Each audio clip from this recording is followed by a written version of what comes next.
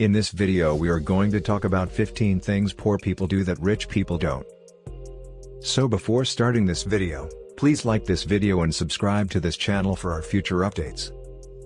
The vast majority of people believe that taking from the rich and giving to the poor is the most effective strategy to deal with rising wealth disparity in the United States. Let's say we went along with this recommendation. We agree that the wealth of the world's wealthiest should be distributed equally among the world's 7 billion residents. Everyone will receive around $32,500 in compensation. Isn't that the beginning of the eradication of poverty? In order to prepare for your response, let's take a look at what's likely to occur next. The vast majority of people will deposit their savings in banks and put their money into safe investment portfolios, according to the survey. Very few people will take the monies out of the bank and use it to start businesses that cater to these suddenly wealthy folks. Only a small number of people will develop the abilities necessary to continue earning greater money in the future. During this time, the vast majority of folks will be on the lookout for their perfect car, home, or the most recent item to buy. In 5 to 10 years, we'll most likely be back where we started, if not worse, because there will be more poor individuals with inflated egos than there are now, according to the statistics. However, here's the thing, if you don't change your point of view, then nothing else will either. Number 15, a lack of self-improvement. Formal education will provide you with a living, self-education will provide you with a fortune, Jim Rohn argues once more. Approximately how many underprivileged individuals have access to a small library? They believe that reading that book, taking that course, or working with a mentor will be a waste of their time and money. Meanwhile, the wealthy continue to invest their money in educational institutions. Number 14. Failure to take calculated risks. Life is a game of chance, and those who are willing to take greater risks have more purpose in their life. The average poor person is wary about taking a chance on something new. He would prefer to remain in his comfortable surroundings. The wealthy, on the other hand, are prepared to go above and beyond in order to achieve their objectives. Number 13. Constantly blaming others. A quality that poor people lack is the ability to accept full responsibility. When confronted with their difficulties, they are quick to point the finger at the government, their parents, or village people. They will, however, pass up the opportunity to make a difference in their life by churning out responsibility disguised as labor. Number 12. Savings culture is horrible. Life is full of ups and downs, so be prepared by putting aside a large amount of money for unexpected expenses in your savings account. Due to the fact that they have little or nothing to fall back on in bad times, poor people are typically at the mercy of others during these times. Number 11. They have a casual attitude toward their health. Health is wealth, and it should be given the highest priority. Nevertheless, the majority of poor people do not place a high value on their health. In lieu of maintaining a healthy lifestyle, they would rather cut corners. Purchasing medications from hawkers, eating in a haphazard manner, postponing treatment, and other such behaviors are examples. In the end, it will cost them more. Number 10. Keeping the wrong company. Poor people want to be in their comfort zone, and as a result, they associate with people who they think to be superior to them or who have a similar mental capacity to themselves. For the poor, preserving one's ego is more important than accepting ignorance of the situation.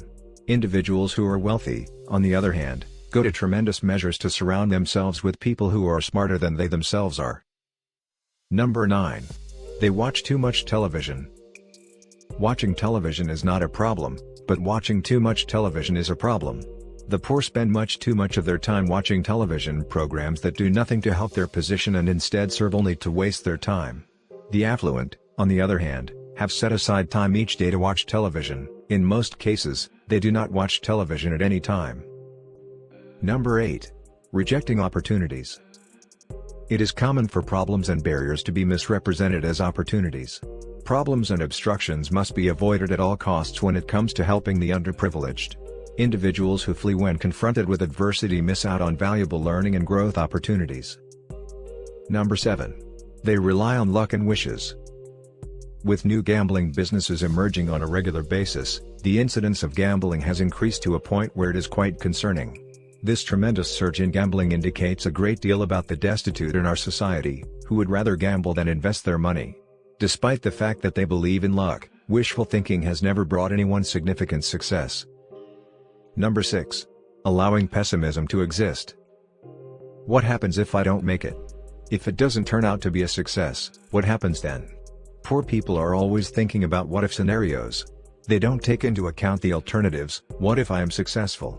What if it turns out to be effective? This is the way of thinking of the wealthy. Number 5. Visual impairment. People who are destitute frequently suffer from a loss of sense of purpose. Their destination, how to get there, and the reason for their journey are all completely unknown to them. What they don't comprehend is that everything in life is predetermined. You will receive from life anything you ask for. Number 4. Inability to concentrate. You must put up a significant amount of work in order to achieve something worthwhile. It requires courage to stay with a single course of action until you achieve success.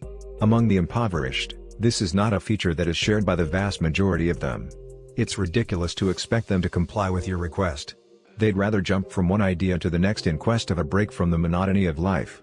Keep in mind that you won't be able to do anything until you narrow your focus to a single objective. Number 3. They give up far too easily. The bulk of low-income people lack perseverance in their endeavors.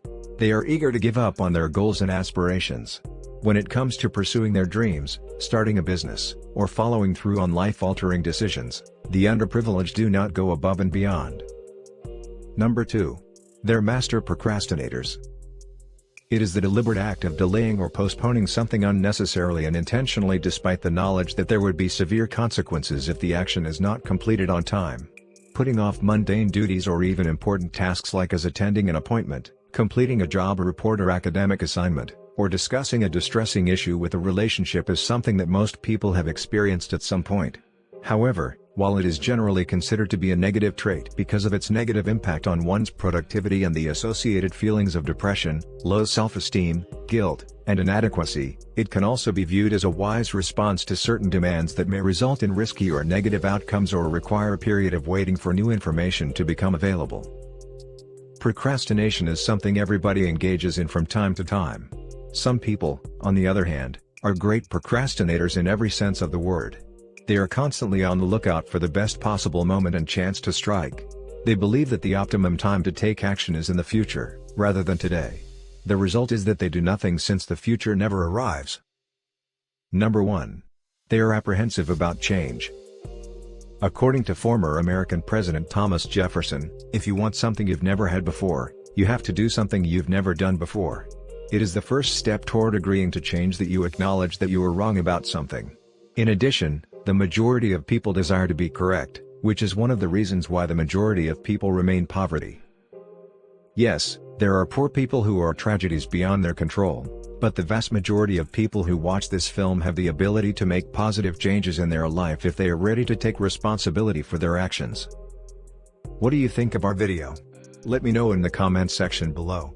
If you enjoyed this video and want to hear from me again, be sure to hit that subscribe button before you go. Thanks for watching.